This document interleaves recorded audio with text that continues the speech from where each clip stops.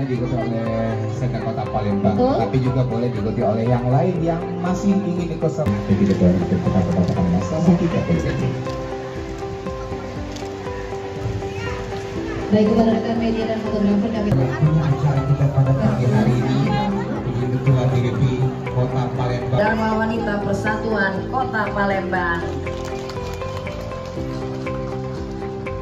Persatuan Pemerintah Kota Palembang mengucapkan marhaban ya Ramadan.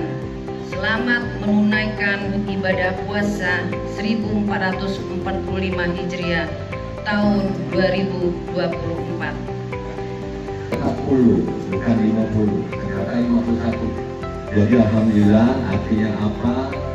Kegiatan ini disupport oleh semua teman-teman OPD, camat maupun bagian. Dan informasinya 2 hari ini sebetulnya terlibat juga semua camat. Camat ikut dalam stand bazar Ramadan ini. Oke, Bapak, kita akan hitung dengan ucapan Bismillahirrahmanirrahim. Kita hitung mundur. 3, 2, 1.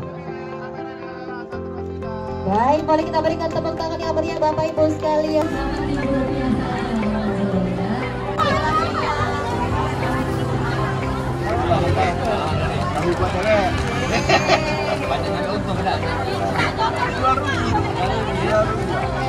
Kamera ini 1, 2, 3 sekali lagi. 1, 2.